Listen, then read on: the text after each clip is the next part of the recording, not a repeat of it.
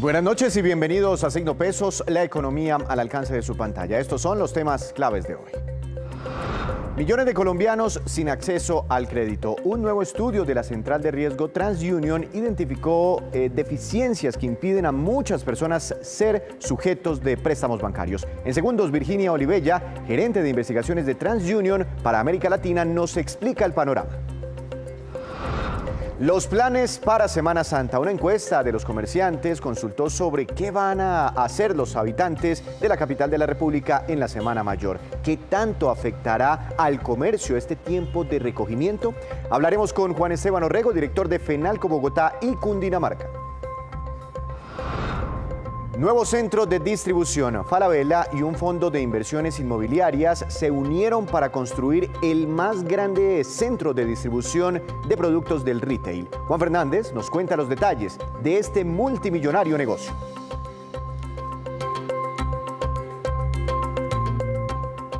Comenzamos esta emisión hablando del estudio que realizó TransUnion sobre la inclusión financiera en Colombia y las dificultades que muchas personas enfrentan todavía para acceder a los créditos bancarios. Doctora Virginia Olivella, directora de investigaciones de TransUnion para América Latina, buenas noches, gracias por estar aquí con nosotros. ¿Cómo le ha ido? Buenas noches, Víctor. Muy bien, gracias. Doctora Olivella, ¿entre cuántos colombianos realizaron ustedes este estudio? ¿Cuáles son las características? Bueno, nosotros hicimos este estudio no solamente en Colombia, sino que este fue un estudio a nivel global. Y aquí identificamos cientos de millones de consumidores que están en una situación precaria, como decías tú, es un momento. En particular en Colombia identificamos 23 millones de consumidores aproximadamente que tienen o poco acceso o ningún tipo de acceso a crédito tradicional. ¿Cómo definimos a estos grupos para ser un poquito más concretos y que no haya lugar a confusiones? Estamos hablando de, por un lado, 16 millones de consumidores que hoy no tienen acceso al crédito tradicional, formal del sector financiero o sector solidario. Son consumidores que pueden tener crédito del sector real, pueden tener contratos de telefonía postpaga, pero no tienen productos de crédito como puede ser una tarjeta, un libre inversión o un crédito de vehículo. Esos son 16 millones. Y por otro lado encontramos 7 millones de consumidores en Colombia que tienen acceso, pero que tienen muy poca actividad de crédito. ¿Cómo los definimos? Como aquellos consumidores que tienen como máximo 2 productos actualmente, pero que históricamente no han tenido más de un tipo de producto, es decir, solo han tenido o un tipo de tarjeta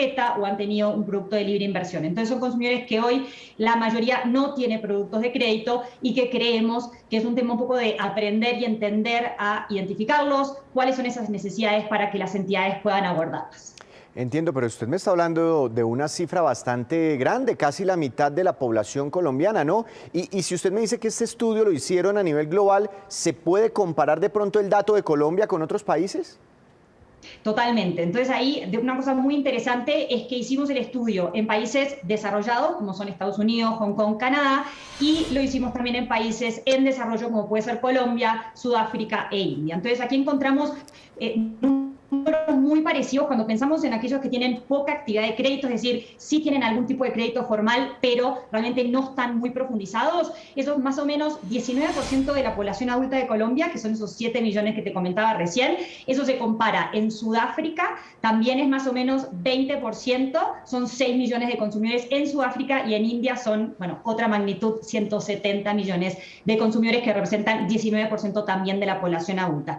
En Estados Unidos y Canadá también interesante que es un 14% de la población adulta que tiene poca actividad de crédito, y en Canadá 24%. O sea que son porcentajes muy parecidos en lo que tiene que ver con poca actividad. Cuando pensamos en los no bancarizados, que son aquellos que no tienen productos del sistema financiero tradicional o el sector solidario, el porcentaje en los países desarrollados como Estados Unidos y Canadá es mucho menor. Estamos hablando de un 3 y un 7% respectivamente. Sí es parecido cuando miramos Sudáfrica, que tiene 50% de la población sin productos de crédito, y miramos India, 63%. Colombia es 44%, ese 16, los 16 millones que te comenté al principio. Pero muy interesantes estas cifras para ponernos en el contexto internacional. Ahora, volviendo a Colombia particularmente, esas personas que tienen o poco acceso o nulo acceso al sistema crediticio, ¿qué perfil tienen? ¿Qué tipo de colombianos son?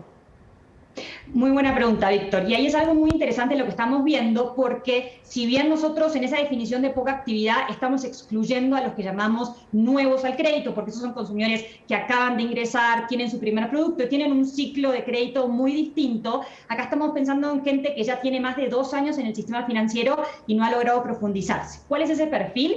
Son perfiles un poquito más jóvenes que los que llamamos establecidos, que ya están profundizados en crédito en el sistema colombiano, pero sí son más jóvenes que los establecidos. Tenemos 15% que corresponde a la generación Z, son esos consumidores que están entre 18 y 24 años más o menos, y un 34% de millennials. Entonces, aquí estamos viendo una oportunidad bastante importante para las entidades de capitalizar estos consumidores jóvenes, pero que no han logrado ser profundizados y abordarlos desde el momento en que están iniciando su historia crediticia. No solo vemos que son más jóvenes, sino que además son un poquitito más riesgosos, que es también esperable cuando vemos que es un perfil que de repente no está tan profundizado. Sin embargo, más de la mitad son perfiles de riesgo medio o mejores. Entonces, de nuevo, una oportunidad muy interesante para las entidades para entender bien cuáles son las necesidades de este segmento que de repente a veces se deja de lado y ver cómo satisfacerlas. Ahora, ahí hay un tema bastante particular, no sé si ustedes lo han estudiado con el tema de los jóvenes, porque usted va y les pregunta y les dice, o cuando van a pedir un crédito dicen, no, miren, no, me negaron un crédito que porque no tengo un buen perfil crediticio. Pero ¿sabe por qué no tengo un buen perfil crediticio? Pues porque nunca me han dado un crédito. Es decir, hay como un círculo ahí vicioso. Sí. ¿Cómo hacer para que los jóvenes tengan mayor acceso y también para que los generadores de cartera de crédito pues vean ahí una oportunidad?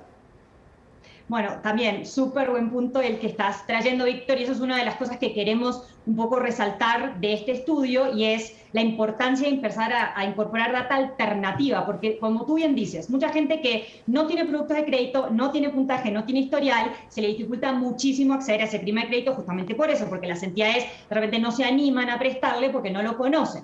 Entonces ahí a lo que estamos apostando es a empezar a usar información alternativa, que puede venir no solo, antes alternativa se le llamaba, bueno, información de los teléfonos celulares, información de productos del sector real. Esa información en Colombia la hemos venido usando por muchos años. Entonces, cuando pensamos en alternativo es pensar en datos de pago de alquiler o datos de pago de membresía de gimnasios, cosas que permiten a una entidad conocer ese comportamiento, esos hábitos de pago del consumidor, que hoy no están en los buros de crédito, pero que estamos apostando a tener cada vez más de esas informaciones o data que llamamos alternativa, que permiten a las entidades entender mejor a este grupo de consumidores, como tú dices, jóvenes, o pueden ser de repente no tan jóvenes, pero que nunca tuvieron necesidad de crédito hasta ahora, y poder entenderlos mejor, evaluar mejor su riesgo y darles créditos adecuados. Porque también pasa que no es solamente que de repente no tienen acceso, sino que tienen acceso a créditos que de repente no se ajustan a las necesidades que tienen. Entonces es muy importante entender qué tipo de producto necesita esta población y atenderlas de esa manera.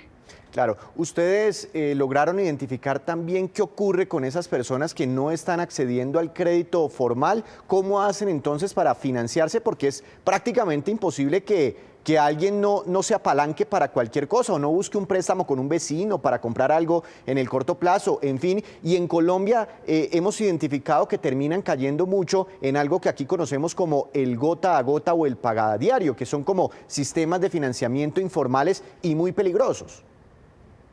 Sí, en general estamos viendo que hay un porcentaje que sí logra acceder a créditos, por ejemplo, del sector real, que eso es un segmento muy importante y que sabemos que tradicionalmente el sector real es uno de los grandes bancarizadores, también junto con microcrédito, por ejemplo, en el sector financiero. Pero si bien hay un porcentaje importante que logra acceder a financiamiento por otros medios que no son el sistema financiero formal, lo que vemos es que hay un porcentaje, si bien menor, que en un periodo de 2 años logra migrar y convertirse en consumidores de crédito establecidos. Es decir, ¿qué queremos decir con esto? Un 15% logra de ese grupo que definimos con poca actividad, en un periodo de 2 años que estudiamos, 15% se transforma en consumidor de crédito establecido y profundizado. Las entidades están empezando entonces, o sea, esto nos muestra, y esto lo vemos también a nivel global, ese 15% se repite en la mayoría de los países que hemos analizado. Vemos entidades que entonces están empezando a mirar a esos consumidores, a atender esas necesidades, pero creemos que todavía hay mucho más por hacer, porque cuando vemos el comportamiento de esos consumidores que logran transformarse en consumidores de crédito establecidos versus los que ya son establecidos hace tiempo, el comportamiento es muy parecido. Entonces, uno podría pensar a priori, bueno, las entidades no se animan a prestarle este segmento porque es un poquito más riesgoso, es joven, no tienen tanta información, pero cuando vemos a aquellos que sí logran convertirse en establecidos, el comportamiento es muy parecido, lo que debería motivar un poco a las entidades a empezar a mirar más en detalle a este segmento. No, y le cuento, acaba de presentar el Gobierno Nacional un proyecto de ley ante el Congreso de la República para combatir el gota a gota y el pagadiario aquí en nuestro país a través de mayores facilidades de acceso al financiamiento para muchos de esos colombianos. Pues doctora Olivella, como siempre, un placer hablar con usted, sus datos muy interesantes, que tenga una feliz noche, gracias por estar aquí en Signo Pesos. Muchas gracias, Víctor, gracias a ti. Muy interesantes siempre los estudios de TransUnion. Con esta información hacemos nuestra primera pausa, pero cuando regresemos espere cómo va el recaudo tributario de este año en Colombia. Ya les contamos.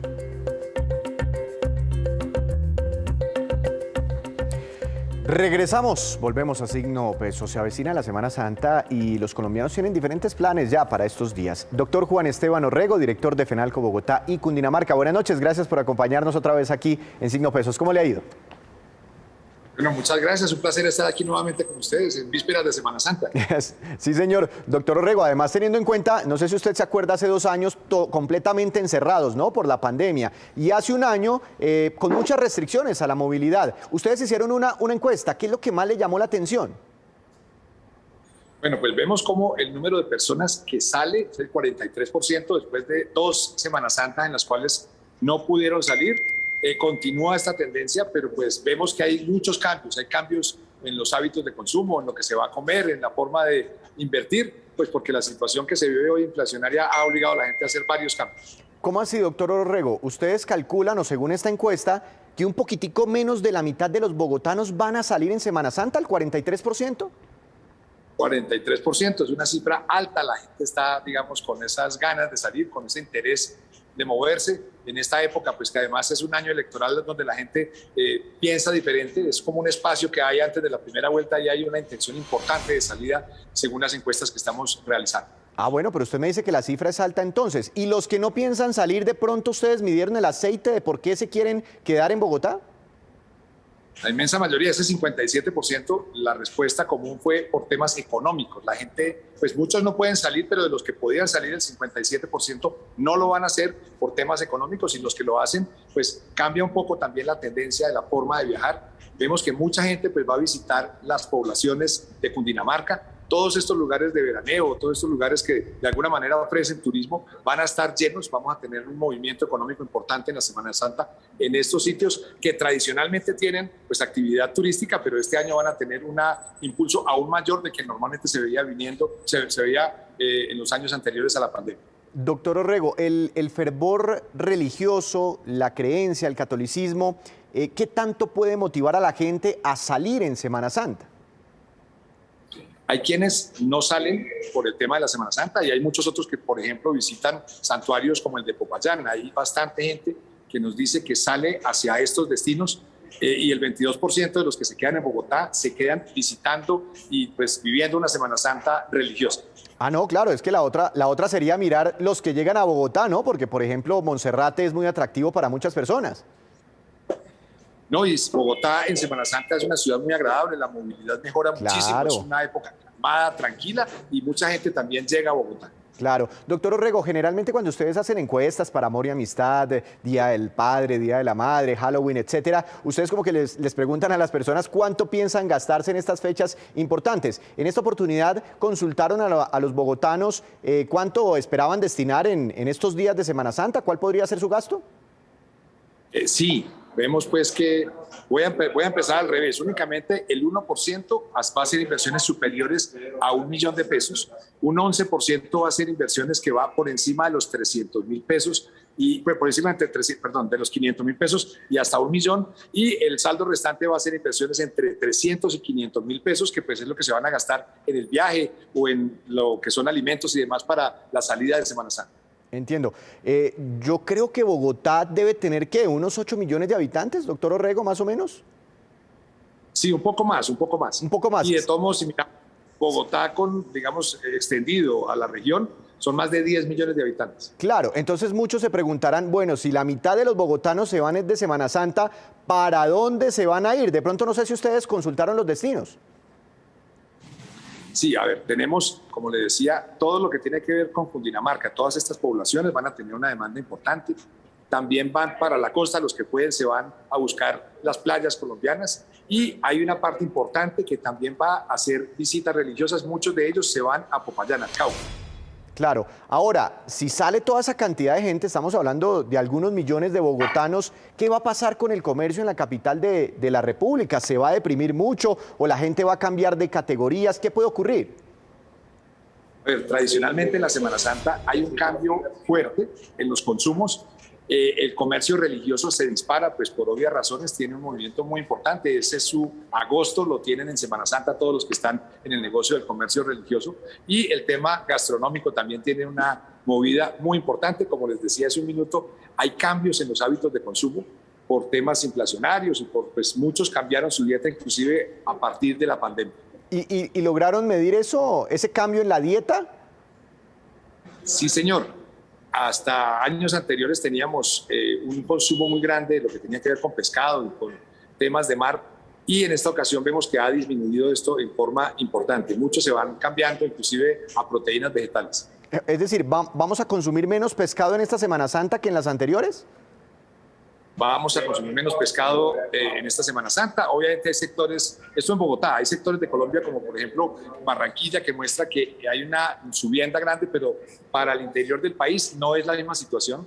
El pescado ha subido de precio y esto pues obviamente termina afectando a todos en sus bolsillos. Claro, claro. Doctor Orrego, precisamente sobre eso, bueno, ustedes ya hicieron una evaluación y es muchísima la gente que se va a movilizar en Semana Santa, pero de pronto esas personas tienen pensado restringir un poco el gasto, el consumo, precisamente por la inflación, por la carestía.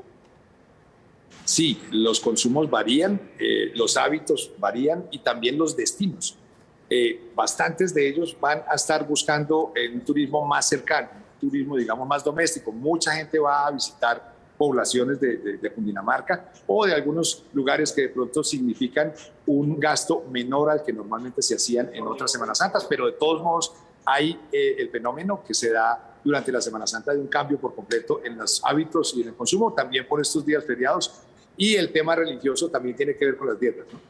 Y saliéndonos, doctor Orrego, un poquitico del tema de la Semana Santa, en términos generales, ¿cómo le está yendo al comercio en Bogotá y en Cundinamarca en medio de este escenario de inflación? A ver, hemos visto bastantes cambios en las cosas que se consumen, esperanzas grandes con el cambio del precio del dólar, esperando pues que esto baje un poco ese fenómeno inflacionario que se viene viendo. Y pues la verdad es que la gente sí está buscando hacer que su plata rinda lo más que se pueda, porque no alcanza lo mismo. La inflación es un hecho y obviamente todas las familias, todos los bolsillos lo terminan sintiendo. Y claro, pero es que de todas formas el consumo se sigue moviendo. ¿Ustedes han identificado cómo está pagando la gente sus compras? Si con ahorro, con plata en efectivo, o se están endeudando muchísimo para comprar, inclusive los propios comerciantes. A ver, vimos temas como ese primer día sin IVA que fue muy exitoso, pues 9.2 billones en todo el país. El efectivo fue el rey, fue lo que más se movió, pero de todos modos, fuera de ese día sin IVA, sí hay un incremento importante de manejo de pagos con créditos. Muchas empresas que han venido saliendo nuevas, que manejan créditos, están disparadas y la gente pues está buscando acomodarse a esas oportunidades para racionar sus pagos posteriormente. Doctor Orrego, una última pregunta. Tal vez no sea para usted, hay un gremio que los representa, pero la hotelería, ¿hay buenas expectativas sobre la hotelería? Sí, señor. Esta Semana Santa tiene una demanda, como le decía, en los lugares mencionados, muy grande. La hotelería está por fortuna y en general, a pesar de la inflación y de todo lo que se está viviendo, la economía sigue siendo pujante. Esperamos pues que baje un poco este tema inflacionario, porque la verdad, la tendencia que se veía desde el año pasado, jalonada por esos días sin IVA, continúa este año, digamos, no a la misma velocidad que veíamos el año pasado, pero continuamos con una economía creciente. Se lo preguntaba, doctor Orrego, porque en la pandemia, en los momentos más críticos de las cuarentenas, la ocupación hotelera estuvo por debajo inclusive del 5%. Pues ha sido un placer y bueno, la verdad les deseamos muchos éxitos a todos los comerciantes en esta temporada de Semana Santa. Gracias, ha sido un placer hablar con usted, doctor Orrego. Feliz noche. Muchas gracias, feliz noche para todos. Casi la mitad de los bogotanos saldrán de viaje en esta Semana Mayor. Hacemos otra breve pausa, pero ya les contaremos cuál es el reporte precisamente de la llegada de turistas extranjeros a Colombia revelado por Anato. Ya volvemos.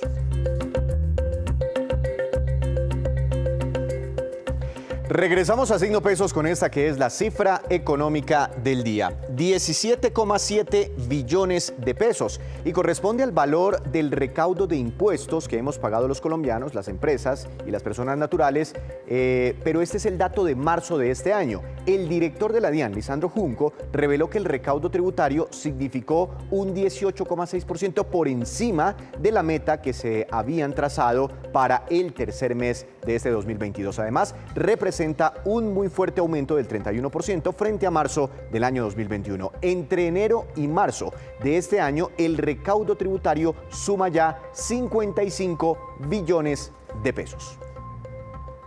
Y la inflación que afecta a los colombianos no solamente encareció los alimentos, el costo de los servicios como la energía y como el agua también están en aumento. Veamos. Los insumos que se requieren para que funcionen las plantas de generación eléctrica en Colombia están llegando muy caros al país. Colombia importa carbón y gas natural licuado para generar parte de la energía que consumimos. Todo esto está provocando que las tarifas de energía aumenten considerablemente. La indisponibilidad de carbón en la generación y en la industria, aunado a la inflación que estamos enfrentando, se está empezando a ver reflejado en las tarifas de energía, tanto de electricidad como en los productos que se desarrollan en la industria basados en el carbón. Esta situación está haciendo además que aumenten los precios de la energía en bolsa y que las empresas tengan que comprar más cara la electricidad, lo que de paso las lleva a trasladar esos aumentos a las facturas de los colombianos. Efectivamente, se han presentado incrementos en los precios de bolsa, pasando de niveles promedio más o menos de unos 200, 210 pesos hacia finales del año pasado, a este primer trimestre con niveles más o menos de entre 250 y 270 pesos. Por otro lado, el gobierno autorizó que las empresas distribuidoras de energía puedan recuperar las pérdidas de robo y conexiones ilegales mediante un cobro adicional a las tarifas de los usuarios. Esto siempre y cuando se redistribuya ese dinero en nuevas inversiones en infraestructura para mejorar el servicio. Este cobro adicional en las tarifas también aumenta el servicio de la luz. Yo pagaba de luz 380.000 pesos, ayer pagué el recibo y me costó 555.000 pesos. El agua pagaba 600, 700, me llegó por 1.200.000 el agua. Yo pagaba 100, 120, ahorita está llegando 170, casi los 200.000 pesos. Y de agua de 100, 100 y pico, 180, 190, ahorita son 200, 250, 200 y pico. Otro de los servicios que está aumentando es el del agua, pues según el DANE los aumentos ya suman más de lo que se elevó el costo de vida de los colombianos. En los últimos meses el aumento de este servicio superó el 8,8%. Y cada vez que se acumulan 3 puntos de variación del índice de precios al consumidor, las empresas pueden recuperar los costos bajo el principio de suficiencia financiera, con lo cual pues estamos viendo unos incrementos, llamémoslo así, generalizados en las tarifas de acueducto. Y ante estos incrementos, la recomendación es que las familias procuren ahorrar en servicios públicos, racionando el consumo del agua y de energía eléctrica. Y ahora llega Juan Fernández con noticias muy interesantes del mundo de los negocios, movidas empresariales. Juan, buenas noches. Su tema para hoy. Bienvenido. Adelante. Buenas noches, hoy le voy a hablar de lo que está haciendo la cadena almacenes chilena Falabella en Colombia y el Fondo de Inversión y Gestión de Activos Inmobiliarios colombianos, Visum Capital, con la construcción del que será el centro de distribución más grande de retail del país. Es una inversión de más de 500.000 millones de pesos y esa es una inversión importante. Ese centro de distribución tendrá unos 185.000 metros y estará en Cota, en las inmediaciones de Bogotá. Ese tamaño equivale al de unas 20 canchas de fútbol. La construcción iniciará en mayo y operará desde inicios de 2024 a ese centro. Y desde ese centro llegarán y se repartirán todos los productos que vende Falabella en el país, tanto en sus tiendas físicas y también en el canal de comercio electrónico. Un centro como ese tiene una complejidad logística y ese es el reto, pero desde ahí la compañía podrá procesar más de 350.000 artículos por día. Grandes todas esas cifras, Juan, pero ¿cómo está estructurado todo este negocio? Sobre el negocio, en cuanto a la inversión, es así. Falabella va a poner 200.000 millones de pesos y el fondo Visum 300.000 millones. Visum es un fondo grande, debe tener unos 300.000 metros cuadrados arrendables en unos 31 activos inmobiliarios. Tiene, entre otros, el centro comercial y empresarial Titán en Bogotá y otros edificios de oficinas en el norte de la ciudad y también otros centros de distribución. El fondo es producto de una unión entre la banca de inversión Inverlink y el banco de inversión BTG Pactual. Falabella está también en un plan de inversión agresivo en América Latina para este año de unos 700 millones de dólares, muchos de esos millones dirigidos a Perú y Colombia para expandir también los sistemas de procesamiento y pago y también de banca digital.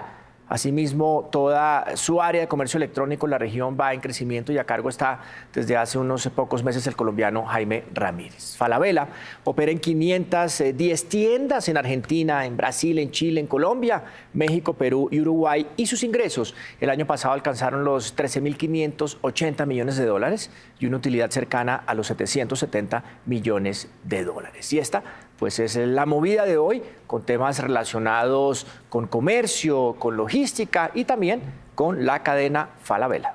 Juan, muchas gracias. Lo esperamos mañana, sin duda, el negocio más importante del día. Ahora vamos con estos que son los indicadores económicos que usted siempre debe conocer antes de irse a dormir. Tasa representativa del mercado. Dólar para mañana, 3.771 pesos con 83 centavos. Subió 25 pesos con 42 centavos. Desde que cayó a 3.700 ha rebotado el dólar. Petróleo Brent, de referencia para nuestro país, subió 0,40%. Se ubicó en 101 dólares con 47 centavos por barril. El precio interno del café colombiano bajó y quedó en promedio a 2.008.000 pesos por carga para mañana. Índice MSCI Colcap de la Bolsa de Valores de Colombia tuvo un incremento de 0,17%. La acción más valorizada fue la de Cementos Titán, con una ganancia del 2,78%, una acción de baja bursatilidad. Y la que más cayó fue la acción de la Bolsa de Valores de Colombia. Tuvo un retroceso de 2,54%. Antes de despedirnos, los quiero dejar con este dato. La Asociación de Agencias de Viajes, ANATO, reveló que en el primer bimestre de este año llegaron a Colombia 453.000 turistas extranjeros. Eso significa una recuperación cercana al 70% frente al mismo periodo del año 2019. 111.000 de esos visitantes provienen de los Estados Unidos, pero también han aumentado los visitantes que vienen de Ecuador, de Panamá, de México y de Perú. Estas cifras son un buen augurio de la recuperación esperada para esta Semana Santa que está por comenzar y que será la primera desde el año 2020 en la que no habrá ni cuarentenas ni mayores restricciones a la movilidad. Así, terminamos por hoy, pero los esperamos mañana con una nueva emisión y con toda la información económica que usted necesita saber. Recuerde, esto es Signo Pesos, la economía al alcance de su pantalla. Que tenga una feliz noche.